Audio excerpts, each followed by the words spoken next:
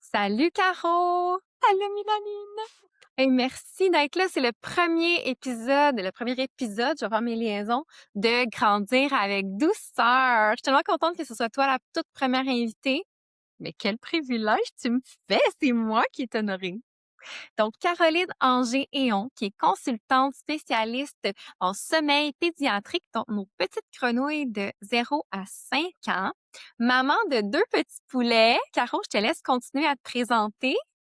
Oui, je suis maman de 2 petits poulets qui ont manqué de sommeil, donc je comprends les parents qui sont à la recherche de solutions. Il y a des parents qui sont pas à la recherche de solutions et qui manquent de sommeil, puis tant mieux pour eux, mais moi, je pouvais pas fonctionner. J'étais une zombie mom, alors j'ai trouvé des solutions et là, j'ai dit: «Ah!» La première fois, j'ai trouvé des solutions dans un livre de mon voisin. C'est comme ça que je suis devenue consultante en sommeil, là. Je vais te raconter ma petite histoire en même temps, mais et ça l'a juste sauvé mes nuits. Mon garçon se réveillait littéralement aux heures, quand j'étais chanceuse, aux 2 heures, 0-6 mois.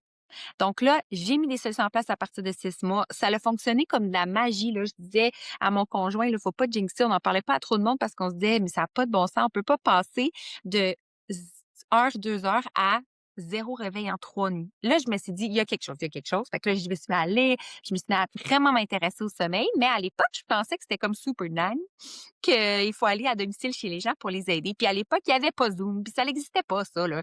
Je dis à l'époque, ça fait juste 6 ans, mais quand même. Les temps ont changé. Puis, fait que c'est resté dans ma petite tête cette petite envie de faire ce métier-là. Et j'ai eu ma deuxième cocotte qui d'ailleurs, on a reporté le projet vraiment longtemps parce que on se disait manquer de sommeil de même pour une deuxième puis avoir un toddler à gérer, c'est impossible. Mais entre-temps, j'étais allée chercher des connaissances dans lesquelles j'étais confiante. Donc, effectivement, ça a vraiment été utile de me renseigner parce que 0-3 mois, wow! Mais 3 mois à 4 mois, en fait, le 4 mois est venu là, changer, bousculer littéralement complètement le sommeil de ma cocotte. Et c'est là que j'ai fait affaire avec une consultante en sommeil qui est devenue mon idole, ma mentor à l'époque. Et puis, j'ai appris qu'on pouvait faire ça à distance. Donc, je suis allée chercher ma formation. Je suis aujourd'hui certifiée avec Bédaine Urbaine. J'ai choisi une formation qui était vraiment adaptée à mes valeurs, que je trouvais aussi que la façon d'englober, d'encercler et d'aider, supporter la formation continue aux consultantes en sommeil, je trouvais qu'elle fitait aussi avec qu'est-ce que je recherchais. Donc, je me suis certifiée assez rapidement pendant les 2 heures de sieste matin après-midi que ma fille me faisait. Et puis donc j'ai obtenu ma certification là avec beaucoup d'heures en quelques mois. Et puis après ça, ben j'ai commencé à aider les enfants, les familles. Fait que ça fait 3 ans aujourd'hui que je suis consultante en sommeil. Puis en 3 ans, ça des fois on se dit, hey, 3 ans c'est pas beaucoup, mais on en voit des familles là. Je suis probablement plus que 700 familles à ce jour là, que j'ai pu aider, accompagner. Donc voilà, je suis très heureuse de faire ce métier-là. Je me sens comme sur mon X. J'ai pas l'impression de travailler quand je fais ça. C'est vraiment le plus beau métier du monde que je dis à tout le monde. C'est Mais ça. génial. J'aime ça parce que tu as déjà abordé plein de choses que je veux qu'on creuse un peu. Là, tu sais, as parlé de Super Nanny, donc les méthodes un peu qu'on traversait. Tu as parlé un peu de ton voisin. Bon, tu sais, les conseils, on est bon dans les parents, nous, se remettre en question tout le temps, douter, se faire dire par Ginette, Pierrette, Claude, l'autre bord de la rue, qu'est-ce qu'on devrait faire, qu'est-ce qu'on devrait pas faire. Puis bon, moi, mes enfants sont rendus grands, là, tu sais, 8 et 10 déjà, mes 2 petits garçons. Mais si je m'en souviens comme c'était hier, là, j'ai énormément manqué de sommeil. Fait que j'aurais aimé ça, avoir accès à des services comme ça puis des trucs. Donc, juste pour dire un petit topo de quoi on va parler pendant l'épisode aujourd'hui, on va parler des mythes et des croyances reliées au sommeil des enfants. On va parler des sujets, les approches qui polarisent, par exemple le 5-10-15 ou la fameuse approche Super Nanny, là, laisser son enfant pleurer. On va parler des méthodes, les recommandations, vraiment ce que toi tu prônes, ce que tu conseilles. Puis après, on va avoir un petit mot de la fin là, pour laisser les parents sur une petite note positive puis sur comment on peut te rejoindre, comment travailler avec toi et tout ça. Donc, ma première question pour toi, Caro, c'est quoi le plus grand mythe relié au sommeil des 0-5 ans? Le plus grand, tu me demandes d'être concise, là. Tu pourrais me partir pour des heures. Je vais en nommer un qu'on entend vraiment souvent, c'est laisse-le pleurer ou laisse-le, il va dormir quand il va être prêt ou étire-le, il va mieux dormir cette nuit. Étirer un enfant, là, ça n'a aucun avantage. Les endormissements vont être plus durs, il va avoir plus de pleurs, il va avoir plus de réveils nocturnes, il y a du cortisol qui circule dans son corps, le sommeil est plus léger, il y a des réveils matinaux. aucun avantage. Hein? Je t'étourdis juste à te le dire. Je vais être sûre que les parents comprennent que étirer un enfant, c'est pas une bonne idée. Et quand je dis étirer un enfant, des fois, je vais voir l'opposé, là, où que les parents vont faire trop des siestes rapprochées. Ce que les parents savent pas, c'est qu'il y a des temps d'éveil qui existent. Il y en a peut-être qui nous écoutent qui le savent, là, puis je suis sûre que ça les aide. Moi, je connaissais pas ça. Pour ceux qui sont pas avec nous en live, il y a un beau petit chien bébé chez Mila Lune qu'on entend en arrière. Fait que c'est ça la vie. On est des parents, on est des parents comme vous, puis on a une vie comme vous autres. Ça se peut que ça sonne à la porte pendant le tournage. Iris va aller là. C'est Donc, exactement ça. Donc, tu dis, Caro, là, oui, merci pour la mention de Lana en arrière qui veut bien sentir, elle veut qu'on sente sa présence. Oui, on t'a entendu, Lana. Mais donc, pour résumer ce que tu viens de dire, c'est que le plus grand mythe, là, c'est que les enfants, dans le fond, ils vont dormir peu importe. Fait que d'essayer de tirer au maximum, de les laisser arriver au bout de leur force là, pour qu'ils s'endorment, on fait pas ça. Puis le contraire est vrai aussi. Donc, trop de sommeil, c'est pas mieux. c'est pas mieux parce que c'est vrai que si ton enfant fait 4 heures dans le jour, 2 fois 4 heures dans le jour, ben dans la nuit, il n'y aura pas assez de pression pour dormir. Fait que oui, dans la nuit, il va avoir un beau party. Là, on s'entend, le 0-10 semaines, l'enfant n'a pas nécessairement, puis ça se passe entre la 8 et la 10e semaine, il n'a pas compris la différence entre le jour et la nuit. Fait que ça se peut qu'il te fasse un beau 3-4 heures, mais on essaye dans ces cas-là qu'il ne fasse pas plus que ça parce que on le sait que la nuit, ça va nous impacter. Fait que ça, c'est vraiment rare, tu sais, plus vieux qu'on va entendre parler de ça. Mais moi, ce que je vois beaucoup, c'est ceux qui étirent trop leur enfant. Non, On l'a entendu, celle-là, ou on l'a pas entendu. il y a une maman qui m'a dit ça l'autre fois. Elle dit, ma mère m'a recommandé de faire une cubite à mon enfant. Je pense que c'était le temps que je t'appelle.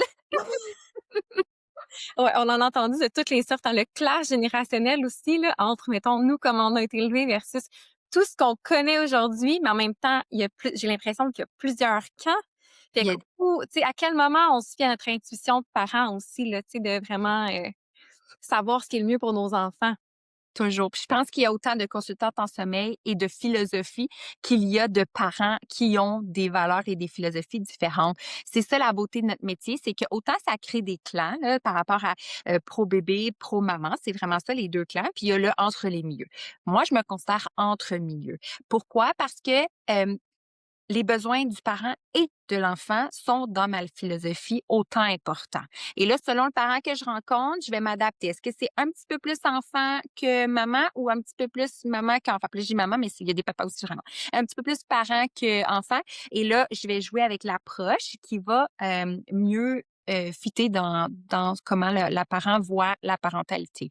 Mais si les méthodes Cry It Out, on appelle ça des méthodes pro-maman, donc des méthodes qu'on laisse pleurer le bébé juste à extinction des pleurs, en fait, fait que jusqu'à ce qu'il s'endorme. Mais ça, c'est comme utiliser le breaker pour fermer les lumières de la salle de bain. Tu sais, ça les ferme, ça marche, mais à terme, ça peut faire sauter le panneau. Fait qu'on le sait que c'est pas une méthode qui est idéale puis qui est bonne pour le développement. Est-ce qu'on le sait à 100%? Non. Est-ce que les études ont démontré que c'était vraiment mauvais? C'est tellement mitigé, puis c'est tellement il faut se fier à notre instinct. Il faut faire la différence entre ne pas dormir, se séparer, se divorcer, tomber en dépression, lancer son bébé, le pitcher par les fenêtres, le bousculer ou tu sais, puis là, j'ai comme mélangé les deux, mais faut vraiment faire le poids entre notre santé mentale et la santé du bébé aussi, parce que le bébé, il doit se développer dans des saines conditions, puis le sommeil fait partie de ses besoins de base. Fait que des fois, nous, on voudrait là continuer ça, puis on est capable de toffer en tant que parent un manque de sommeil, mais l'enfant acquiert pas son développement à son rythme parce qu'il manque de sommeil. On le voit, il est cerné ou il est fatigué plus vite qu'il devrait. Donc ça aussi, c'est des bons moments de prendre de l'aide parce que autant pour l'enfant que le parent, ben on va mieux se développer l'un et l'autre. Puis tu sais, un parent qui est en forme, un parent qui est heureux, un parent qui est content de retrouver son bébé, qui vient de faire une belle sieste d'1 heure, 2 heures, ben c'est un parent qui jouit, qui va mieux stimuler son enfant. Le lien d'attachement dans la période d'éveil est beaucoup plus beau, plus grand. Puis c'est là où j'invite les parents à utiliser leur instinct et à se gager leur petite température interne, de se dire, est-ce que je suis rendue à demander de l'aide, oui ou non? Est-ce que je suis rendue à mettre des choses en place? Est-ce que je suis capable de mettre des choses en place qui respectent mes valeurs? Puis c'est ça que j'ai appris dans mon métier. C'est que la beauté de la chose, c'est que tu n'as pas besoin de laisser pleurer ton enfant jusqu'à ce qu'il s'endorme ou même le 5, 10, 15 pour aller chercher des résultats c'est comme win-win dans ma tête, là. On peut avoir un beau sommeil, faire transitionner l'enfant vers l'autonomie avec des méthodes qui sont plus douces, plus cohérentes, mais aussi qui vont répondre aux besoins de l'enfant. Voilà, je suis fière de faire ce métier-là aujourd'hui parce que je peux offrir ça dans ma philosophie. J'ai tellement de questions. Donc, tu sais, je pense que ça répond un peu. Ma prochaine question, c'était qu'est-ce que tu voudrais que les parents désapprennent en premier? Mais je pense que corrige-moi si je me trompe, là, mais tu sais, ce que j'entends, c'est que justement, désapprendre peut-être les techniques avec lesquelles on n'est pas à l'aise. Ouais. Tu sais, je me souviens, moi, quand Henry, mon plus grand, les premières fois là, que je me disais, OK, ça fait 6 mois que je dors pas, puis là, je suis au bout de mon rouleau, là, puis que j'ai essayé le 5-10-15, là, le fameux 5-10-15, mais que je pleurais contre la porte parce que je trouvais ça tellement difficile de laisser mon bébé pleurer. J'ai pas toffé longtemps, hein, ça a pas, j'ai réussi, mais mon Dieu, que tu parlais de ta petite température intérieure, là, de s'écouter.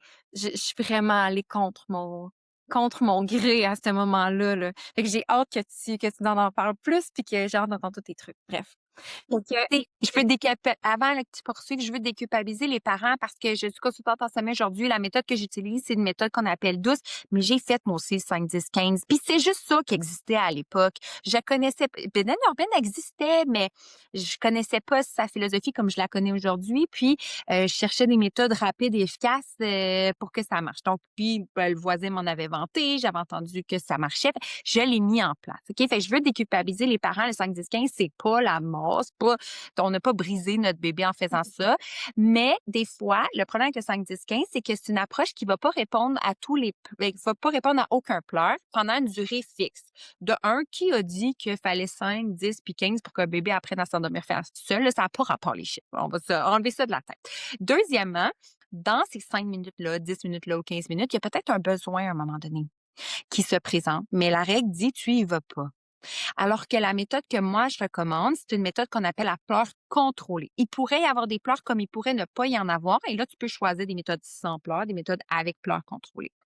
Et dans les méthodes avec pleurs contrôlées, bien, en fait, c'est que tous les pleurs qui sonnent comme étant un besoin, des pleurs de détresse, des pleurs où l'enfant a juste besoin d'être rassuré, on va y répondre. OK. Et guess what? L'enfant va quand même apprendre son autonomie. Puis guess what?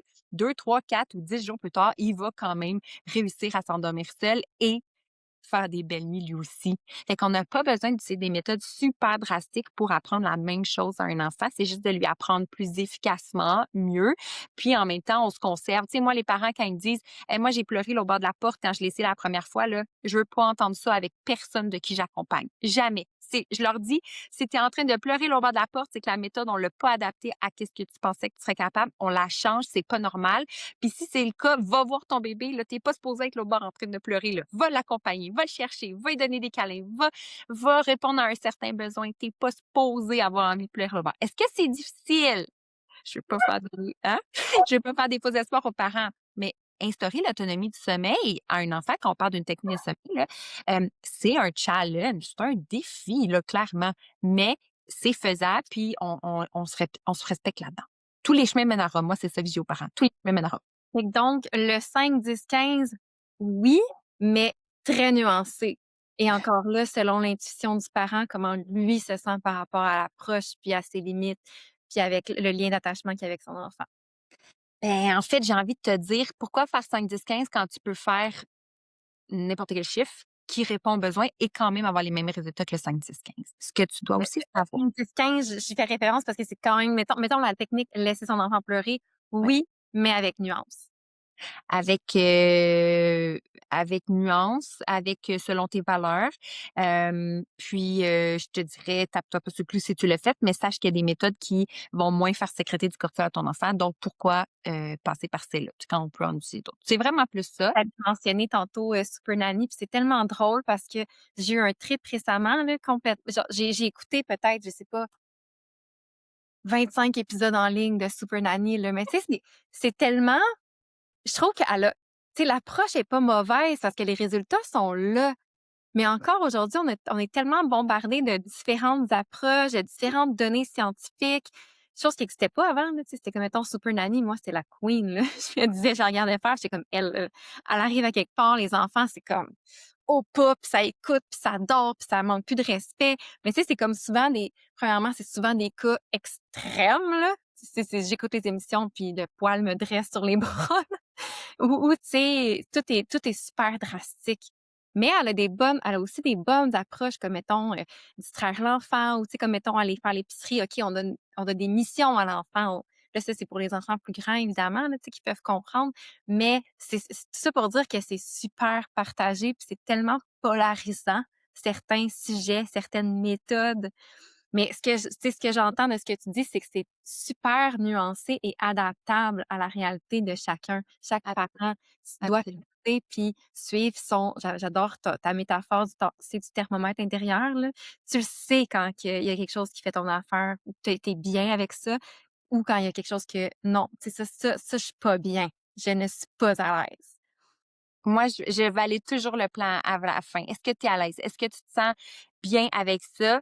Puis si jamais tu te sens pas bien en cours de chemin, on le change. Je dis aux parents, c'est votre processus, c'est votre cheminement, puis c'est vous, dans 1 semaine, 2 semaines, 3 semaines, qui va vous regarder, puis il va vous dire, c'est toi qui as fait ça, c'est grâce à toi aujourd'hui. Mais si vous avez la petite culpabilité qui vient avec pour dire, oui, mais ça a tellement été top, je l'ai laissé plus pleurer que qu'est-ce que je pensais, tu sais, que je trouve que c'était pas correct. Peut-être j'ai trouvé ça cruel faire ça. Puis là, tu te sens coupable, tu disais peut-être que j'ai brisé ça, peut-être que j'ai fait ça. Puis tu sais, juste le doute, puis je dis pas que ça brise le lien d'attachement, les études l'ont pas pu le prouver, OK? Mais le doute, juste le doute d'avoir peut-être fait quelque chose de pas correct. Oui, il dort, mais juste ça là, qui joue dans ta tête, là, c'est toi, la maman, qui après, t'es prêt avec ça pour toute ta vie. On s'en souvient encore, toi puis moi, quand on l'a fait à notre garçon, là, il y a 8 ans et 6 ans respectivement. Je m'en souviens comme si c'était hier, moi, du sentiment que j'avais là, d'être sur mon divan puis de dire, OK, ça fait pas 5 minutes, je vais pas. Donc, je veux que les parents aient pas ça en tête. Je veux que les parents sortent de ce processus-là avec une fierté d'avoir vu leur enfant évoluer et de s'être vu évoluer aussi dans cette relation-là, puis de s'être dit, hey, on a réussi ensemble, toi puis moi, puis peut-être même papa a participé. Des fois, les papas participent pas jusqu'à ce qu'on se rencontre parce que, ben, la maman, mettons, c'était pas avec allaitement ou c'était juste avec maman que ça marchait. Puis là, on implique papa dans le processus. Tout d'un coup, papa se sent utile. Fait que finalement, le lien d'attachement, il est plus gros qu'avant d'avoir commencé. Fait que c'est vraiment variable selon la famille. Mais moi, ce que je veux que les parents retiennent, c'est que jamais je te ferai faire un plan qui ne te convient pas. Ça, c'est dans ma philosophie. S'il faut, je vais te rembourser. Je veux pas du tout là, que tu sois déçu de ce que tu es en train de faire. Au contraire, je veux même que tu sois fière de toi. C'est vraiment une belle philosophie. Hem, le cododo. Comment tu te situes par rapport à ça? Est-ce que c'est quelque chose est-ce que c'est recommandé? Est-ce que ce l'est pas? Est-ce qu'encore c'est une question de comment maman, papa se sent avec son bébé ou son toddler? Je veux dire, moi, je fais encore du cododo avec mes 8 et 10 ans, une fois de temps en temps, là. Absolument. Le faire du cododo, là, c'est une habitude. C'est pas une mauvaise habitude. C'est une habitude et elle devient mauvaise lorsque elle ne te convient plus. Parfait. Là, les parents qui disent à leur enfant, voyons donc, tu fais du cododo avec ta fille, là, puis que la maman, elle a pris des précautions, comme par exemple, elle prend pas d'alcool, elle est pas en surfatigue, elle prend pas de drogue, elle est sur un matelas qui est ferme, il y a pas de couverte, il fait pas trop chaud. J'en oublie-tu? Je dois en oublier un. Déposé sur le Correct aussi, tu sais, le parent qui décide de faire du cododo doit se connaître aussi en tant que dormeur, là. Tu sais, mettons là que je faisais, l'apnée du sommeil, là, puis que je me rends pas compte que tu sais, j'entends rien quand je dors ou que je suis pas réveillable au milieu de la nuit. Tu sais, je prendrais peut-être pas le risque de dormir avec mon bébé, on s'entend. quelqu'un qui fait du somnambulisme, des choses comme ça. C'est recommandé, là, c'est nouveau, là. Puis au moment où on se parle, là, ça fait déjà quelques années qu'on commence à mieux promouvoir le cododo dans le système public, mais de façon sécuritaire. Fait que là, on dit, OK, tu peux le faire, mais de façon sécuritaire. Sauf que le problème, c'est que c'est l'OMS surtout qui commence à vraiment en parler positivement, comme quoi, surtout pour les mères allaitantes, il y a vraiment un avantage à faire du cododo, notamment la production, tout ce qui est la qualité du sommeil est meilleure aussi, le parent se réveille moins. Donc, quand ça convient à la famille, puis que Tu sais, moi, j'aurais jamais pu faire du cododo avec mon garçon. En fait, il y a cododo chambre partagée qui s'appelle, puis cododo lit partagé. OK? Fait que là, j'entendais que dans ta question, c'était lit partagé, là, de vraiment coller-coller dans la même lit. Fait que c'est là qu'on doit être vraiment plus sécuritaire, mais il recommande le cododo chambre partagée. Et ça aussi, c'est un choix aux parents, hein. Ils essaient de mitiger les risques parce qu'ils savent que, ben, quand l'enfant est dans sa propre chambre, on a moins de contrôle sur la mort subite du nourrisson, puis tous les facteurs qui sont combinés à ça, là, la chaleur, la cigarette, bon, ben là, ça augmente les facteurs. Fait qu'en l'ayant dans la chambre, ça peut aider ça. Mais cela dit, dans un lit, c'est recommandé seulement pour les mères allaitantes parce que il y aurait biologiquement quelque chose dans notre sommeil en tant que mère allaitante qui fait que tu vas te réveiller quand ton bébé va se réveiller. On est comme connectés, là, tu me dis, quand ton bébé pleure, mais que t'es même pas avec, puis tes seins coulent, là, ben c'est un peu la même chose. Des affaires un peu ésotériques qui sont biologiquement, là, on est reliés ensemble. Ben c'est la même chose pour le sommeil. Donc oui, ça a vraiment des grands avantages. Moi, je le recommande beaucoup pour des enfants aussi qui ont développé de l'hypervigilance. Les parents connaissent pas vraiment, puis il y en a peut-être qui aujourd'hui, ça va les illuminer, là, de dire, ah, crime, c'est ça que j'ai. Euh, Quand on a un enfant qu'on endort dans les bras puis on arrive pour le déposer, puis des fois, il va se réveiller 5 minutes après, mais des fois, on n'arrive même plus à bouger notre épaule. Juste le fait de se lever, l'enfant va se réveiller automatiquement. Ça, on appelle ça de l'hypervigilance. Ça veut dire que l'enfant a comme perdu confiance en son gardien du sommeil, qui est notre job. Nous, on doit protéger l'enfant pendant qu'il fait dodo parce que l'enfant, c'est un petit homo sapiens en mode nomade super vulnérable qui peut se faire manger par un mammouth du jour au lendemain. Hein? Et là, c'est vrai pour nous aussi quand on fait dodo en tant qu'adulte, là, un voleur peut rentrer dans la maison. C'est dangereux de dormir là, tu sais, donc, on est le gardien du sommeil de notre petit bébé ou de notre puis les toddlers, c'est la même chose, hein. Il y a de l'hypervigilance, là, 2-3 ans, là, vers 20 mois, là, on ressent beaucoup ça à réarriver. Donc, l'hypervigilance, quand elle est instaurée dans une famille, c'est comme une épée de Damoclès, elle peut ne jamais arriver comme elle peut arriver aux 2 jours après l'hôpital, là. On ne sait jamais. Mais à force d'endormir dans les bras et de déposer, on peut forcer ce développement-là d'hypervigilance. Et là, dans ce temps-là, on est pris. Soit on garde bébé dans nos bras tout le long de la durée de la sieste, ou on fait du cododo, ou on lui apprend à s'endormir de façon autonome. Et ainsi, l'enfant s'endort au même endroit qu'il se réveille, donc se sent en sécurité. Puis, est-ce que ça rend ça plus difficile si, par exemple, je décide de faire du cododo avec mon enfant, puis qu'au bout de 3 mois, je me dis: «OK, tu sais, c'est le temps, là», je le mets dans son lit. Est-ce que ça rend la transition encore plus difficile que si je l'avais tout de suite, là, à l'arrivée de l'hôpital, mis dans son lit puis, obligée à devenir indépendante du dodo? Tout changement d'habitude va demander une adaptation, va demander à l'enfant de faire appel à sa résilience. Je vais vous donner le meilleur exemple qui est à l'inverse. Moi, j'ai commencé avec, pas l'autonomie, j'ai commencé à endormir au sein, ma petite cocotte, 0-3 mois, elle faisait des 8, 10, 12 heures, puis je l'endormais au sein, là. Elle avait pas développé cette hypervigilance-là. J'ai jamais pratiqué l'autonomie de sommeil jusqu'à ce qu'à 4 mois, beh, cette méthode-là fonctionne plus pour elle. Alors là, je suis tombée en cododo jusqu'à 5 mois et demi. Fait que j'ai fait 1 mois et demi de cododo, mais là, c'est moi qui en pouvais plus. J'avais mal au dos, là, j'avais besoin de retrouver ma bulle. Mon conjoint dormait au sol, fait que j'étais comme toute seule toute la nuit à m'en occuper. Là, à un moment donné, j'ai trouvé que la charge était lourde pour moi. Pour moi, hein. C'est vraiment important que les gens comprennent que chaque personne est différente par rapport à sa vision du cododo, mais moi, c'est comme ça que je me suis sentie. C'est là que j'ai dit, faut que je fasse l'autonomie, il faut qu'elle retourne dans son lit. Euh, Ce changement-là, c'est un changement d'adaptation. Ça l'a demandé à ma cocotte de s'adapter. À l'inverse, on est parti en voyage. Là, ma fille s'est mise à s'endormir juste dans son lit. Mais elle faisait des 2 heures. Pourquoi j'y enlèverais ça? Moi, j'avais 2 heures le matin, 2 heures l'après-midi. Je te dis, mes études en sommeil, là, se sont faites, là, touc, touc, touc. Beaucoup de temps libre.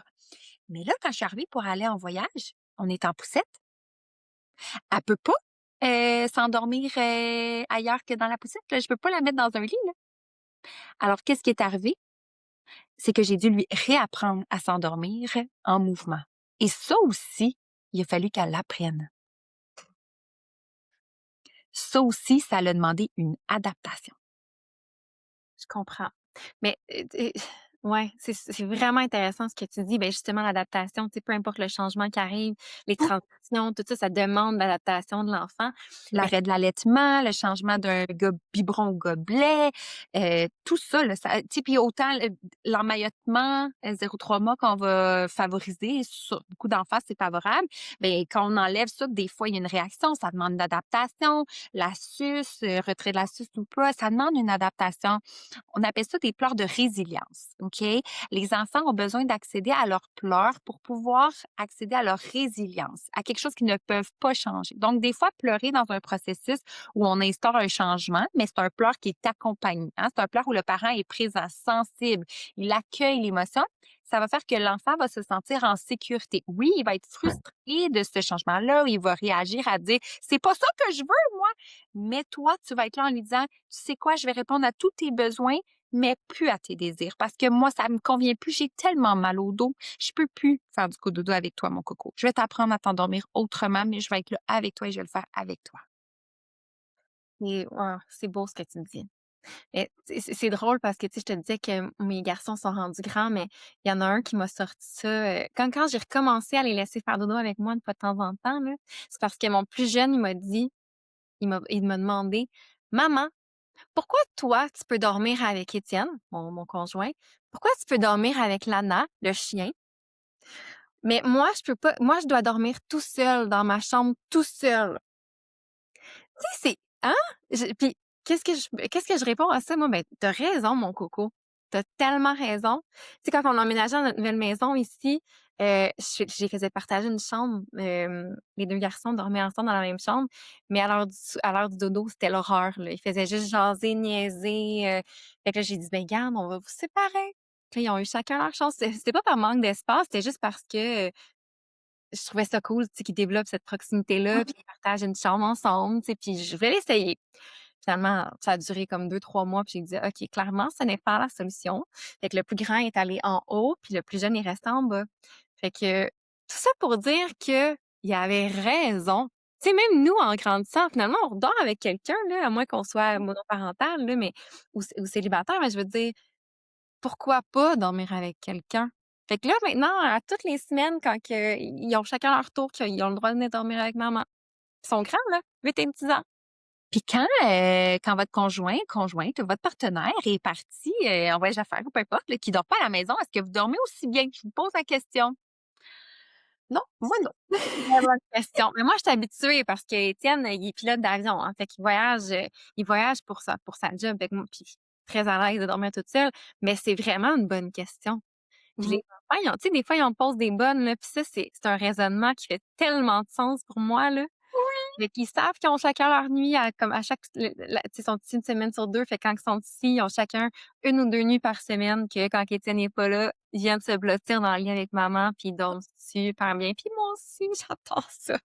Puis à l'inverse, il y a des enfants que, mettons, le papa, il ronfle tellement ou que ben, dès que maman elle arrive pour se coucher, elle, ça réveille le bébé ou bien que dès qu'elle se tourne d'un bord, le bébé réveille. Fait que des fois, le cododo, ça a ses limites et ça fait que le sommeil de l'enfant est impacté.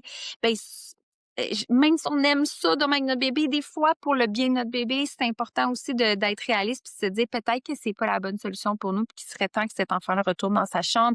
Mais si le sommeil va bien, que t'aimes ça, you do you, là. Si t'es contente, tout le monde est content, la qualité de sommeil, elle est quand même bonne pour tout le monde, puis vous aimez ça. Let's go, on continue. Il y a vraiment aucun jugement à avoir, puis c'est chaque personne. Tu sais, ta belle-mère, c'est pas elle qui est là à 3 heures du matin, hein. Fait que peu importe le conseil qu'elle te donne, là, tu lui diras la prochaine fois qu'elle vienne à 3 heures du matin. You Elle le fera. la meilleure ligne, c'est you do you. Encore Ouais. une fois, l'intuition parentale puis les choix de chacun selon nos valeurs, c'est tellement important de s'en rappeler, là. Il y en a, hein, du stock, en ligne, tu peux aller te perdre là-dedans, assez rapidement. Le fait qu'on ait beaucoup tu sais, que pro bébé, pro maman, mais je trouve que les parents sont perdus dans le sommeil. Tu sais, quand ils entendent des choses, des conseils sur le sommeil, comme aujourd'hui, il y a des choses peut-être qui vont vous bouleverser dans ce que vous avez déjà entendu. Vous serez peut-être pas d'accord sur des choses que j'ai lues. Vous allez peut-être vouloir me challenger sur des choses que vous avez déjà entendues ailleurs. Ce que je veux dire aux parents, c'est, bon, un, fiez-vous à votre instinct. Deux, il y a des choses que je vous nomme aujourd'hui que c'est des raisons biologiques qui ont été étudiées, scientifiques, là, tu sais, que le corps humain il fonctionne comme ça, là. Fait que là, ça, je suis désolée, mais vous pourrez pas changer ce qui la nature a promis pour nous. Par contre, tout ce qui est philosophie, approche technique, tu sais, la façon de voir les choses, ben en fait, moi, je vous invite à choisir toujours une consultante en sommeil que ça fit. La meilleure consultante en sommeil pour vous, c'est pas nécessairement moi. La meilleure consultante en sommeil pour vous, c'est celle que quand vous l'entendez, vous dites, hey, j'ai envie de suivre qu'est-ce que ça me parle, ça résonne en moi, ça. Comment tu penses? Je pense un peu comme ça aussi. Fait que fais juste me guider puis me montrer puis m'amener plus loin avec toi. Mais toutes les consultantes en sommeil, je pense qu'ils peuvent amener quelque chose de bien aux parents dès que c'est en relation avec leur propre intérieur. Ça, c'est la première chose que je veux dire. Euh, je m'en allais où avec mes skis, puis j'avais une deuxième chose. Hey, je m'en allais loin avec ça. Tu as parlé de l'intuition, tu as parlé de, la consultante en sommeil, de choisir la sienne selon ses valeurs, selon ce qui fit. Tu disais que ça pouvait chambouler certaines de nos croyances ou qu'on entendrait peut-être des choses qui allaient nous déranger un peu ou venir, nous chercher là dans ce qu'on entend, dans ce qu'on croit. Une chance que tu es là pour me ramener parce que je le sais c'est quoi mon idée maintenant. Et c'est justement le dernier point qui est en fait, il y a des choses qui vont être confrontantes. Je vous invite un moment donné à vous arrêter vers une source d'information dans laquelle vous croyez qu'elle est crédible, qu'elle est étudiée, qu'elle est à jour aussi. OK? Parce que toute la philosophie, c'est un tout. Hein? C'est un tout dans le tu sais, c'est un 360 qu'il faut faire pour une famille. Ce que vous devez aussi savoir, c'est que votre enfant est unique, votre relation et votre dyade, elle est unique. OK? Donc, ça aussi, il faut le considérer. Parce que ma tante, cousine, voisine a fait, ça se peut que ça fonctionne pas pour vous. On n'a pas parlé ensemble de baby, bébé aux besoins intenses. Mais ce qui est écrit dans les livres, là, ça n'a pas été écrit pour ces petits bébés-là. C'est des petits bébés qui ont besoin de plus de proximité, que le changement, c'est difficile, qu'ils sont peut-être plus hyper vigilants, qui ont un sentiment d'insécurité qui est plus grand, qui ont des besoins plus particuliers, plus piqués. C'est aussi des enfants qui ont un très haut potentiel de développement. Alors, à l'inverse, on va voir des enfants baby qui sont mis dans un environnement qui est parfait pour eux, là. Mais c'est des petits détails qui font la différence chez ces enfants-là. Mais quand ils se retrouvent dans des bons environnements, mon Dieu, que c'est des beaux enfants qui sont plus allumés, qui sont plus éveillés. C'est des enfants souvent qui sont FOMO, peur de manquer quelque chose. Fear of missing out, là, c'est des petits bébés curieux. Souvent, on va les voir qui sont plus avancés sur certaines sphères. Et en vieillissant, ces enfants-là ont même un niveau de créativité puis un niveau de succès qui est plus grand s'ils sont mis dans des bonnes conditions. On appelle ça des bébés orchidées. C'est cute, hein? Ah, c'est tellement cute. En tout cas, tu sais, je pense que tu décris l'enfant que dans une autre peut-être la génération de nos parents aurait appelé un bébé difficile. Un bébé citron même. J'entends ça des fois. Mon Dieu, quelle tristesse. Mais ouais, on a évolué là-dessus quand même beaucoup en tant que société, là, donc d'être plus à l'écoute. Comment qu'on sait si on a un baby? Honnêtement, je pense que tu le sais en dedans de toi. Tu te dis, mon bébé est pas comme les autres. À l'hôpital, ils vont dire, oh mon Dieu, ton bébé, il est réveillé, hein? Tu sais, et on va le voir. C'est un bébé qui pleure beaucoup plus aussi en général. C'est un bébé que personne peut prendre soin, sauf toi souvent. Des fois le papa ou des fois la belle-maman ou la maman, c'est très, très, très impliquée dans la famille. C'est un bébé qui a une hypersensibilité souvent, que ce soit auditive, tu sais, sensitive. On va voir des bébés qui tripent ses étiquettes, qui aiment ça être emmaillotés. Donc, c'est plein de petits critères comme ça. C'est pas les seuls critères, mais c'est des bébés qui sont très intenses, souvent très sensibles, qui ont aussi un grand besoin de routine actuellement, qui ont aussi un besoin de changement, qui s'adaptent moins facilement au changement. Parmi, là, c'est pas toutes, là, ils n'ont pas tous ça, puis à des degrés différents, mais Est-ce que deux questions. Est-ce que c'est génétique? Est-ce que ça peut être génétique? Puis 2, est-ce que c'est quelque chose qui peut être diagnostiqué? c'est un tempérament. Donc, c'est pas une maladie, c'est pas neurobiologique, là. Fait que c'est un tempérament. Ça OK. commence comme ça, ma réponse. Est-ce que ça peut être diagnostiqué? Ça peut être auto-diagnostiqué. Là, vous pourriez remarquer que votre enfant semble répondre aux critères d'un baby. Ça pourrait être votre médecin qui le confirme aussi. Mais tu fais quoi avec ça après? Tout ce que tu fais, c'est que tu dis, hey, c'est quoi, mon enfant, c'est pas moi qui fais quelque chose de mal avec lui. C'est pas à cause de moi que mon enfant pleure plus. C'est pas à cause de moi que mon enfant en société il est pas comme les autres. mon enfant a un tempérament comme ça, puis maintenant que je le sais, qu'est-ce que je peux faire pour mieux répondre à ses besoins? Qu'est-ce que je peux faire pour mieux répondre à mes besoins aussi? Parce que c'est très exigeant. Puis j'en viens émotive en parlant parce que ma sœur avait un baby Oh. à son premier. Je connaissais pas ça, j'avais pas d'enfant à cette époque-là, mais je la regardais de loin puis je me disais, c'est ouais, peut-être que c'est pas comment j'ai un bébé là, comme c'était vraiment du jugement littéralement, mais Oui, mais du jugement, qui vient d'ignorance, là, tu sais, comme que tu absolument. c'est pas un jugement malicieux, c'est un jugement que, tu sais, n'importe qui aurait quand tu connais pas, un baby. Absolument, puis je connaissais pas ça à l'époque et puis je pense pour ça que je suis émotive parce que je me sens tellement coupable parce que ce qu'elle aurait besoin, c'est plus d'aide. Clairement. Mais en même temps, faut pas te blâmer. Je veux dire, là, tu le sais aujourd'hui, puis je suis sûre que vous avez une super belle relation, puis ça s'est tout arrangé. Puis je suis sûre que ça t'entendait aujourd'hui, elle serait la première à te rassurer. Mais tu es tellement bienveillante comme personne. C'est quand tu sais pas, tu sais pas. J'utilise cette expérience-là pour donner au suivant aujourd'hui. Je me dis: «J'ai pas pu aider ma sœur, mais je vais aider tous les parents qui me consultent, qui ont des babys, à essayer de passer au travers d'une façon plus simple». Les méthodes que j'accompagne souvent là, ça s'appelle «Maman s'il vous plaît», du 5 jours, 10 jours, même à domicile. C'est pas nécessairement des méthodes qui sont adaptées à ces petits bébés-là. C'est des méthodes qui sont beaucoup trop rapides, qui sont à un rythme là où on veut des résultats à la fin, mais je pense qu'il faut avoir des attentes qui sont réalistes. On peut faire un moment s'il vous plaît avec un baby, j'en ai fait puis on réussit, mais c'est quelque chose qui on doit le savoir. Fait que je pose toujours les questions parce qu'on doit vraiment adapter le plan. Là, ce qui est écrit dans mon livre là, c'est pas fait pour les babys là, OK?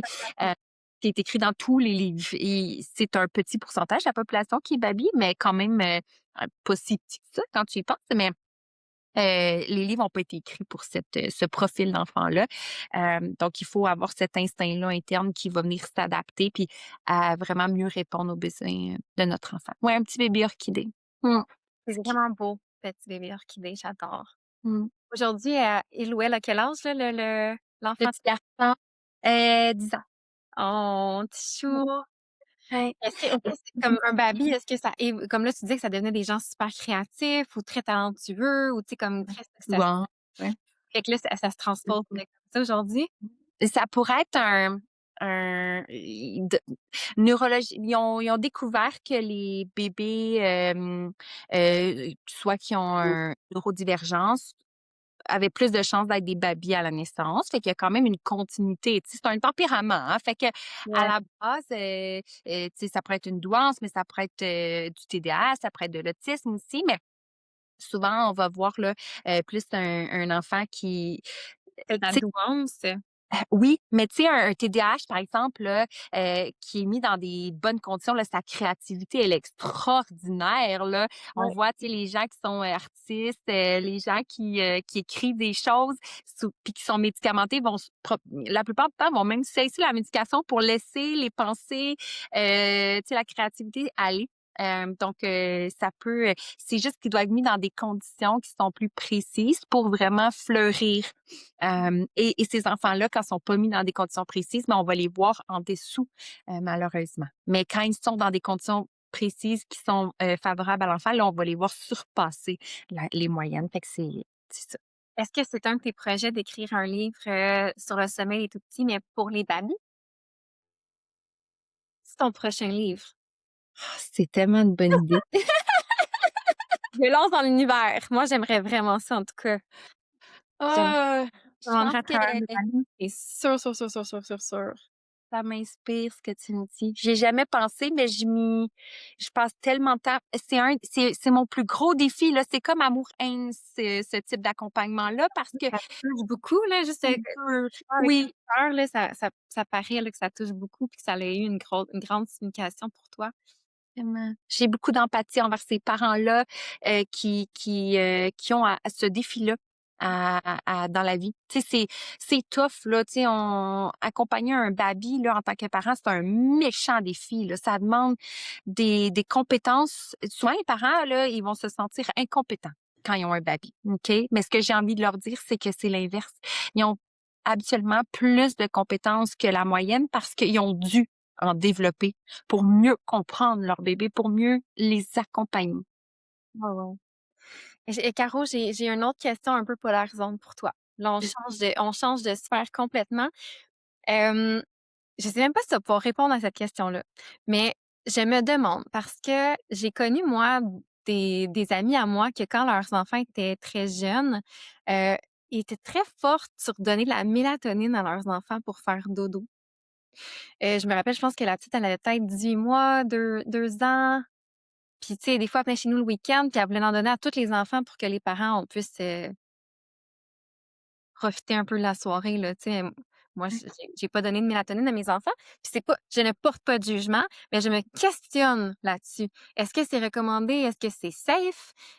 Parce que je pense qu'en plus, ça se vend sur les tablettes à pharmacie, là. Ouais. Je vais pas pouvoir répondre à ta question parce que c'est dans les limites de ma pratique par rapport aux recommandations. Donc, je peux pas donner de conseils, mais de conseils sur oui, utilise-le ou non, utilise-le pas. Mais ce que je peux te dire, c'est que oui, c'est en vente libre. Faites attention, il y a souvent pas juste de la mélatonine dans ces comprimés-là. Je vous recommande fortement que si vous pensez que votre enfant devrait être médicamenté avec mélatonine, d'être prescrit, d'être contrôlé, le dosage, puis c'est un outil in and out quand c'est nécessaire. C'est un outil qu'on va utiliser temporairement souvent, plus pour une situation où là, il y a une dette de sommeil accumulée qui fait que ça n'a pas de bon sens. L'enfant est comme vraiment, on le sent qu'il y a un manque de fatigue qui est beaucoup trop grand pour son développement, que ça peut empêcher là, plein de choses, là. Donc là, ça pourrait être recommandé par le médecin, mais allez pas chercher ça en tablette. Ça, c'est mon premier conseil. Il y a certains enfants qui pourraient en avoir besoin de par leur fait qu'ils ont une production interne, naturelle, qui est problématique. On va le voir chez certains autistes, certains TDAH. Donc là, ça se pourrait que votre médecin recommande, si vous avez un diagnostic, d'aller là. Mais sinon, Combler une pour carence. combler la carence naturelle. Moi, ce que j'ai envie de te dire, c'est que dans mon métier, il y a plein de façons de sécréter de la mélatonine naturellement chez les enfants. Et c'est là que moi, j'embarque dans mon scope de consultante en sommeil, où là, je vais te dire, va dehors. Commence par Ben, ça. allons-y, on y va, Caro. Let's go. Vas-y, c'est quoi tes recommandations? Comment on fait ça, sécréter de la mélatonine naturellement chez notre enfant pour qu'il dorme mieux? Le soleil, la luminosité extérieure. Donc, plus vous passez de temps dehors, puis commencez le plus tôt possible, évidemment, à une heure raisonnable. Fait que si vous sortez avant 6 heures et que vous voulez pas que votre enfant se lève avant 6 heures, restez dans le noir parce que, justement, votre horloge circadienne va se programmer en se disant, on peut pas se lever tout de suite, on va pas envoyer un signal d'éveil à notre corps parce que c'est encore la nuit. Fait que la luminosité extérieure, c'est elle qui va envoyer un signal à notre corps de se programmer entre le jour et la nuit. Ce qui est souvent, on dit que les siestes induisent les nuits. OK? Donc, belle sieste, belle nuit. Je sais que tes parents disent, ben non, moi, aujourd'hui, j'ai fait 2 belles siestes, puis on a vraiment une nuit de marde encore. Bon. Puis des fois, des profils d'enfants que c'est erratique. Et c'est pas toujours là, strictement relié à aujourd'hui, belle sieste, donc aujourd'hui, belle nuit. Mais lorsqu'on a une hygiène de sommeil qui est plus stable, qu'on va voir qu'en général, l'enfant va faire des plus belles siestes et des plus belles nuits, puis que la journée qui fait pas des belles siestes, on va le voir dans sa nuit. Ça, on voit vraiment la différence. OK? Sinon, c'est comme un peu baigné dans plein d'autres critères et de raisons qui sont pas juste les siestes. Mais les siestes induisent les nuits. Pourquoi? Parce que les siestes, c'est en fin de journée. OK? On se fait un petit cours d'hormones rapido presto. Mais il y a le cortisol qui est kické au matin quand on se réveille. Cortisol et mélatonine sont 2 hormones qui ne cohabitent pas ensemble. Donc, un petit kick de cortisol au réveil. Au fil de la journée, le cortisol diminue en sécrétion. C'est pour ça aussi qu'on a un petit peu plus ramolli en fin de journée, là. Mais c'est là que la sérotonine embarque. La sérotonine, qui est une hormone de stabilisation de l'humeur, elle va venir aider là, à gérer la fin de journée et les crises. Mais cette sérotonine-là se transforme en mélatonine. Plus les siestes sont belles, plus il y a de sérotonine. Plus il y a de sérotonine, plus il y a de mélatonine. Alors ça, c'est une autre façon de bien sécréter sa mélatonine. OK. Ouais. Fait que, j'amène mon enfant dehors, le plus de lumière possible. Oui, mais pas trop tard. Parce que si à 7h moins quart, tu es encore dehors puis que tu voulais que ton enfant se couche à 7h, ben lui, pendant ce temps-là, tout le temps qu'il voit de la lumière, son corps dit: «Pas de mélatonine, sécrète-en pas, c'est pas le temps, c'est encore la journée». Donc, je vous recommande donc de retirer l'enfant de la clarté, même tamiser les lumières dans la maison, avant le dodo, là, bien avant, une demi-heure, presque 45 minutes s'il faut, avant le dodo, on tamise. Comme ça, le corps se met déjà à sécréter un petit peu de mélatonine. Donc, quand on arrive pour faire l'endormissement, peu importe la méthode, ben, l'enfant va s'endormir plus rapidement. La mélatonine, ça reste pas endormi, hein. Ça l'aide pas à rester endormi. Ça l'aide à s'endormir vite. OK, OK. Fait qu'elle, elle kick in, là, pour que tu t'endormes, puis après ça, elle sac son camp. C'est fini. Ouais. Puis j'ai déjà vu chez des enfants, une famille que j'accompagnais qui m'avait pas dit qu'il donnait de la mélatonine à son enfant. C'est un petit toddler. Puis, c'était drôle, je comprenais pas le comportement de l'enfant. Il se réveillait à 9, 10, 11, tout perdu. Là, je me disais: «Peut-être que l'enfant fait du somnambulisme, je sais pas, puis somnambulisme, c'est en dehors de ma pratique, là, c'est tout ce qui est trouble du sommeil, là, ça fait pas partie de mes c'est dans mes limites, là. Fait que je peux pas aller là, si je recommande vraiment à les cliniques de sommeil. Hem Et là, je me dis: «Je pense qu'il faudrait que tu ailles consulter parce que là, c'est pas un comportement qui est habituel». Tu sais, l'enfant s'endormait de façon autonome, on venait de lui apprendre, mais il y avait un comportement qui était, heu, non identifiable. Et là, la maman me revient 2 jours plus tard, puis elle me dit: «J'ai vu sur un groupe de famille qu'il y a d'autres parents qui ils donnaient de la mélatonine à leur enfant, puis que ça faisait ça». Fait qu'elle dit: «J'ai arrêté depuis 2 jours, puis il le fait plus». Tadam! Un détail important. Mais elle est allée chercher la mélatonine sur la tablette, là, c'était pas recommandé par son médecin. Oui, mais c'est là, tu sais, puis mettons là, justement là, on pas pour je prends sa défense dans le sens qu'il y a tellement d'informations en ligne là, puis tout ton enfant dort pas, tu regardes ça, 3, 4 personnes qui savent pas trop quoi qu'ils parlent en parlent, tu sais, ils ont fait ça marche, parfait. Elle se dit: «Je vais aider mon enfant, je vais aller chercher la mélatonine», c'est en libre service en plus, fait que ça doit pas être si pire que ça. Fait que tu sais, Et c'est encore une fois, hein, c'est comme ouais. c'est dangereux des fois ce qu'on trouve en ligne versus la réalité des choses. Faut faire Ouais. attention où on prend notre information. Fait que renseignez-vous, consultez des professionnels de la santé. Je ne suis pas là pour vous dire d'en prendre ou de pas en prendre. Ça se pourrait que votre enfant en ait besoin, mais sachez que ça se sécrète aussi naturellement. Ouais. Fait que méthode, aller dehors, lumière du jour, pas trop de Oui, temps, parce qu'avant oui. le dodo, ça prend le petit kick de mélatonine. On veut aussi les siestes, c'est important d'avoir une belle hygiène de sommeil dans le jour pour pouvoir sécréter la sérotonine. Là, je sens, j'ai une bonne C'est bonne! Wow! puis, là, j'imagine que tu vas nous parler de routine du dodo. Oui, on n'en a pas parlé encore, mais quelle solution qui avantage aussi le sommeil d'un enfant. Dès la naissance, on peut commencer, mais vraiment, là, on va voir les avantages plus vers 2 mois et demi, 3 mois. OK? Donc, les parents qui instaurent une routine de sieste et une routine de nuit dès la naissance vont plus rapidement voir que dès que l'enfant va catcher la différence entre le jour et la nuit, on va voir aussi que plus rapidement, l'enfant va aussi comprendre que la routine veut dire qu'est-ce que tu t'attends de moi? C'est ça, en fait, que tu veux envoyer comme signal à ton enfant. C'est des repères qui sont clairs, constants et qui sont tellement répétitifs que chaque fois que tu fais ces étapes-là, l'enfant sait qu'est-ce qui s'en vient. La mélatonine est sécrétée d'ailleurs au travers de la routine pour les parents qui ont de la routine qui est stable parce que l'enfant sait que le sommeil s'en vient, donc son corps se met en mode sommeil, diminution de la température interne, sécrétion de Programmation, mélatonine. Oui, il se prépare. on Fait est qu'ils vont un meilleur endormissement, plus rapidement. ça, c'est bon, mettons, oui, dès la naissance, mais j'imagine que peu importe l'âge de l'enfant, une routine, même les miens, là, ils savent très Ils bien vieillissent. Ah oui. 10 ans, mais la routine, c'est crucial, là, tu sais, c'est on se lave, on se brosse les dents, on met notre pyjama le plus confortable, puis on va au lit, puis on a un petit 15 minutes de lecture. Tu sais, c'est tout le temps la même chose à tous les soirs. Puis quand c'est OK, lights out, puis c'est l'heure de faire dodo, ben, c'est naturel, là, tu sais. Ça l'aide à réduire l'anxiété du dodo qu'on appelle, là, qui est pas une anxiété là, comme on connaît, mais ça l'aide à les sécuriser. Je vous dirais, là, bébé, c'est vraiment pratique, utile, autant pour le parent que l'enfant, de pas oublier de mettre sa crème, de pas oublier de je sais pas moi, faire son hygiène de je sais pas quoi qu'il a besoin de faire. Fait que, tu sais, ça nous aide aussi comme parents à nous structurer. En vieillissant, là, on le voit, ben, même bébé, moi, je me souviens, là, des fois, j'ai oublié une étape, tu sais, exemple, «Oh non, j'ai laissé son quelque chose dans la salle de bain». Fait que je repars avec bébé, je vais à la salle de bain, je reviens. Juste ça, j'avais une crise cette soirée-là. Juste ça. Mon garçon, encore aujourd'hui, ça m'arrive aussi, là, lui, il a une sensibilité plus à la routine, très routinier comme enfant. Ça aussi, c'est dans les tempéraments.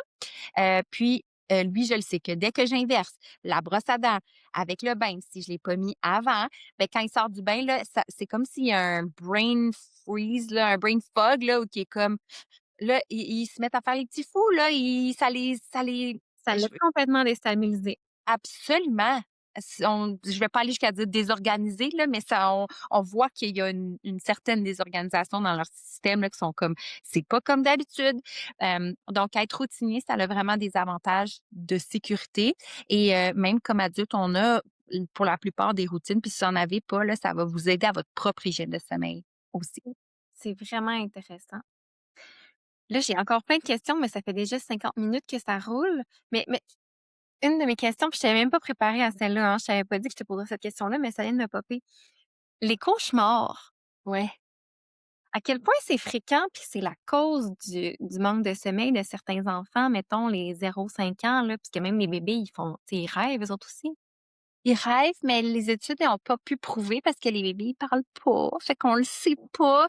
On se dit à partir de 2 ans, parfois 3, parce que c'est là que le langage a commencé à se développer, mais ça se peut qu'il en fasse avant. On va voir un se réveille en pleurant, puis il se rendort. Il faut faire attention, il y a des cauchemars et il y a des terreurs nocturnes. Terreur nocturne appartient au spectre des troubles du sommeil. Donc, je peux juste donner des petits conseils, aller voir son être et grandir, aller lire là-dessus si vous pensez que Mhm. c'est ça, vous allez voir, c'est vraiment bien expliqué la différence entre cauchemar et troubles et terreur nocturne. Euh, tu sais, faites attention avec qu'est-ce que vous lisez à votre enfant avant de s'endormir, aux aliments qu'il consomme aussi, ça peut augmenter les cauchemars des fois, mais c'est un problème dans le sommeil, là, dans le sens où quand ça arrive, on le sait que c'est la nuit, que l'enfant va se réveiller, qu'il va avoir besoin d'être rassuré, qu'il va avoir besoin de revenir sur terre aussi, d'avoir besoin d'une petite gorgée d'eau, des fois ça l'aide. Les envoyer ça l'aide aussi, ça leur change un peu les idées. Ouais. Récemment, mon garçon en a fait, puis mon garçon de 6 ans, je lui ai dit: «Sais-tu comment faire la différence entre un rêve puis la réalité? C'est un cauchemar puis la réalité?» J'ai dit: «Quand tu te réveilles, quand tu y penses puis que tu penses avoir fait un cauchemar puis tu ne sais pas si c'est dans la vraie vie ou pas, pince-toi». Tu te souviens, on me disait ça quand tu étais jeune? Pince-toi. Si tu es capable quand tu te pinces, ça te fait mal, c'est que tu es dans la vraie vie.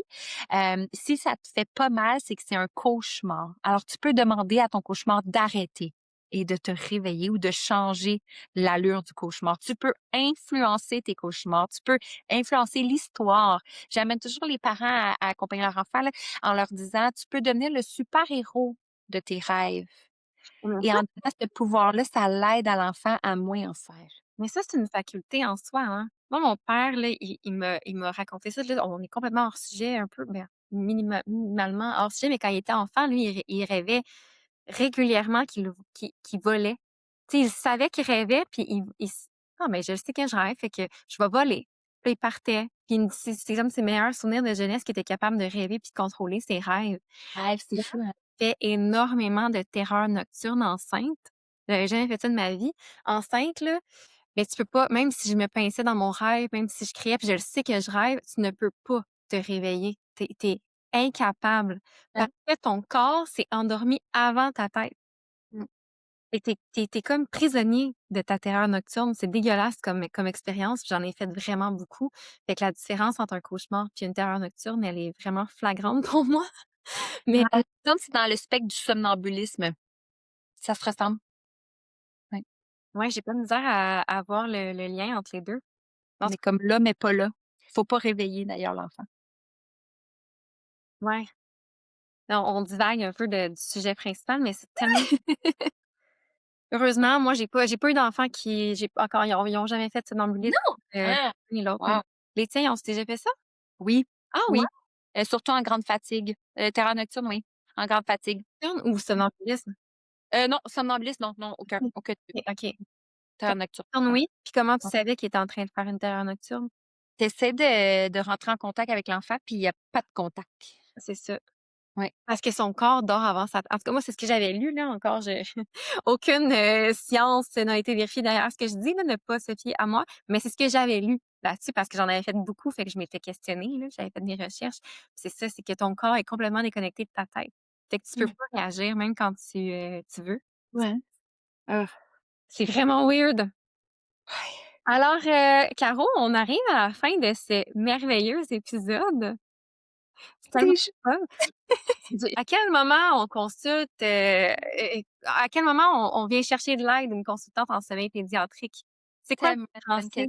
question. Oh, merci de me donner cette chance-là de répondre à ces questions-là parce que j'ai tellement de j'ai tellement de peine quand je vois des parents qui viennent me consulter qui sont probablement en dépression ou sur le bord d'être sur la dépression, que, tu sais, ils sont tellement épuisés que juste penser à mettre des choses en place, ne serait-ce qu'instaurer une routine, c'est trop, Ah ouais. c'est trop. Alors là, c'est comme ils sont menottés entre dans une roue. Je manque de sommeil, donc je me sens comme ça.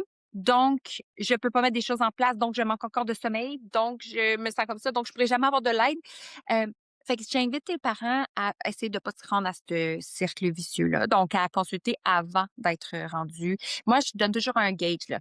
Si tu te poses la question en énergie 1 à 10 aujourd'hui, comment tu te sens? Puis là, aujourd'hui ou ce temps-ci, là, c'est variable des fois, mais comment tu te sens de 1 à 10? 1 à 10, je me sens 4, 5, 6, 7, 8, 9. Tout est beau. Ça, c'est tout parfait. Tu peux consulter dans ces zones-là. 3, on se parle bientôt, là. Là, faut pas que ça descende plus bas, là. 3, c'est la limite où on peut faire des choses, puis juste avant qu'il y ait des choses plus graves qui se passent, là, tu sais. 1, 2, là, c'est vraiment tough. Je peux pas travailler avec des 1, 2 comme je peux travailler avec des 3, 4, 5 parce que on le sait, quand on est fatigué, là, on va se dire les vraies affaires, même si je donne des beaux conseils, là, la maman, elle m'écoutera pas pantoute. Elle retiendra pas pantoute ce que j'ai dit. Elle va arriver devant son bébé, puis elle va dire, c'est quoi qu'elle m'a dit de faire? Mais là, s'il y a ça, qu'est-ce que je fais? Elle n'a même pas accès suffisamment à son cortex préfrontal ou que de la rationnelle. Le rationnel est pas là. Elle est en mode survie, cette pauvre maman-là, ou ce papa-là, mais cette pauvre maman-là est en survie. En survie, là, on n'est pas rationnel, on est émotionnel. Donc, tout ce qui se passe en ce moment, on n'est pas capable de se dire, est-ce que j'ai fait, on se remet en question, j'ai-tu fait la bonne affaire, j'ai pas fait la bonne affaire. On a envie de suivre un guide comme une recette, puis ça n'existe pas pour les bébés. Donc, moi, c'est des lignes directrices, c'est des recommandations et c'est des, hey, écoute ton instinct. Mais l'instinct, il est tout brouillé quand on est à 1, 2. Donc, si en ce moment vous êtes à 1, 2, ce que j'ai envie de vous dire, c'est que c'est pas que je peux pas vous aider. Je vais vous aider, mais prenez pas les forfaits maman, s'il vous plaît. C'est pas adapté. Comment je peux vous aider? C'est qu'on va venir travailler sur tout sauf des techniques visant l'autonomie du sommeil. Et en parallèle, vous allez avoir des devoirs d'activité de l'aide. Restaurer les bases, là, d'abord et avant tout, puis après ça, pouvoir venir instaurer la Ouais. routine ou les techniques. Peut-être qu'il y aura une routine dans ce que je vais recommander, mais clairement, il n'y aura pas de technique visant l'autonomie du sommeil où ça demande de faire des efforts. Là, on va ramener tout ça à la base, on va donner un bel environnement sain, on va respecter le rythme de l'enfant. On va peut-être faire du cododo alors que peut-être dans ta vie, c'est pas ça que tu voulais. Puis si tu veux pas en faire, c'est correct, on va trouver d'autres solutions. On va demander à ta belle-mère qui vienne t'aider. Peut-être tu étais gênée de lui demander, mais là, il va falloir que tu prennes ton courage puis que tu lui demandes. On va demander à un conjoint, combien de 1 à 10 est ton énergie? Conjointe. Des fois, j'ai un parent devant moi qui va me dire, ben, 8 sur 10, puis t'as la maman à côté qui est à 1 sur 10. Fait que là, il se regarde puis il pense, ah ouais, je pense que tu pourrais m'aider. Ben oui, on se partage ça. Fait que là, on va impliquer plus le conjoint. Alors que peut-être que pour des raisons de valeur, tu disais, tu sais, papa travaille, fait que ça, moi, c'est ma job la nuit. Oui, mais là, à un moment donné, il faut demander de l'aide. Puis il faut que tu te sortes de ça. Aller voir un psychologue, va demander aussi, peut-être avoir il existe des, ça a un nom, des night nurses, qu'on appelle. Des gens qui peuvent venir, des nannies, des aides, natales, les doulas qui offrent ça, ce service-là. Ils viennent à la maison et ils prennent ton bébé. Ils peuvent leur faire des siestes en ton bébé pendant que toi, tu vas te coucher. Toi, tu fais des siestes avec pas de bébé que tu entends là, à côté. Tu te sens en sécurité d'aller faire une belle sieste. Ça peut être des night nurses, c'est pour toute la nuit. Tu Wow! fais une belle nuit de sommeil là, grâce à ça. Donc, c'est dépendamment là, il y a de l'aide qui est privée, puis il y a de l'aide qui est au public aussi. Avec les organismes, là, il y en a là, de l'aide à domicile comme ça, où ils viennent faire ce que tu veux. Est-ce que c'est de prendre ton bébé, c'est-tu de faire la bouffe, c'est-tu de Mmh. faire ton ménage, c'est quoi? Tu peux te prendre une femme de ménage aussi, tu peux commander de la bouffe déjà préparée. Et je pense que d'accepter de l'aide à ce moment-là, t'es rendu là, là. Je sais que ça demande beaucoup de piler sur notre orgueil pour certains parents, mais euh, faut se sauver. On peut pas prendre soin du sommeil d'un enfant en tant que gardien du sommeil si nous-mêmes, on va pas bien. Ben C'est oui, et ça. j'allais justement dire, tu sais, j'ai lu ça à quelque part à un moment donné, puis ça m'avait tellement parlé, là, ça disait: «Si ta batterie est à terre, là, tu sais, si te reste 2 de batterie, toi, là, ben, il y a personne qui bénéficie de ta présence, tu sais, toi la première, mais mettons ton bébé, là, il a besoin que tu sois en forme, tu sais, lui aussi». Normalement, absolument. Mais ça, c'est un service vraiment intéressant, mais puis il y a tellement de gens peut-être qui nous écoutent aussi qui ont des situations particulières comme, tu sais, mettons, je pense à moi que j'ai, tu sais, mes parents, ils voyagent beaucoup, là, fait que ils étaient rarement présents, tu sais, fait que j'ai pas, puis parce que j'avais un papa moins impliqué, disons-le comme ça, quand moi, mes enfants étaient jeunes. Mais tu sais, il y en a plein, aujourd'hui, il y a plein de solo moms, là, tu sais, des mamans qui décident d'avoir un bébé seul ou justement des petites familles que papa travaille beaucoup ou que maman travaille beaucoup puis que l'autre parent est laissé à lui-même, que la famille habite loin ou tu sais, il y en a plein des cas différents, là, qui ont peut-être pas toute l'aide autour d'eux que d'autres ont. Fait que c'est cool de savoir que ce service-là existe. Vraiment. Si vous cherchez des noms dans votre région, vous pouvez m'écrire. Peut-être que j'en aurai, là, dépendamment vous êtes situé où dans le pays, mais venez m'écrire, ça va me faire plaisir de vous donner des petites références de personnes que je sais qui sont extraordinaires dans ce genre d'accompagnement-là. Mmh. Euh, Je vais mettre tes liens partout, là, Caro, pour que les gens puissent te retrouver. Mais tu peux me dire, c'est ta page Instagram, je pense ton Surtout, oui, Facebook? Facebook, Instagram, j'ai un groupe privé aussi, les Moms qui dorment enfin, ça s'appelle, que vous pouvez vous ajouter. C'est des conseils gratuits. Je fais des lives à chaque semaine ou presque où je vais répondre aux questions gratuitement. Pour moi, c'est vraiment important d'informer les parents et de les soutenir. Je sais qu'on n'a pas tous les sous pour se payer des grosses consultations. Donc, si au moins je peux faire une petite différence là, dans chacune des familles à ce niveau-là, ben ça me fait vraiment plaisir d'offrir ces conseils-là qui sont gratuits. Sur mes réseaux sociaux, il y a énormément de publications qui ont des conseils, là, puis scroller jusqu'en bas, là, il y en a de la publication. Si vous cherchez une publication en particulier, je les ai toutes couvertes, les sujets là, dans le passé, en 3 ans. Donc, des fois, c'est juste qu'elle est tellement rendue loin qu'on la trouve pas. Fait que si vous me dites, hey, moi, j'ai un toddler, je veux faire la transition au lit grand, as-tu quelque chose là-dessus? Je vais aller vous la chercher, je vais vous l'envoyer là, par mes réseaux, ça va vraiment me faire plaisir. À quand dans Instagram, la petite loupe pour chercher dans une page? J'ai Tellement. vraiment ça existe parce que même pour moi, ça l'aiderait à accélérer mes recherches pour les parents. Mais en tout cas, ça, c'est des façons de me rejoindre. J'ai mon e-book Sommeil aussi qui est maintenant disponible par en écrit, vrai papier, comme vous pouvez voir. Là, ça, c'est ma version. Il n'y a pas de bord de même absolument. C'est ma version à moi. Non destinée à la vente, mais c'est disponible sur Amazon. Sinon, sur ma boutique en ligne, il y a plein de formations aussi à petit prix. C'est des formations que tu peux écouter dès maintenant, dès cet après-midi, dès ce soir, là, dépendamment, on est quand dans la journée en ce moment.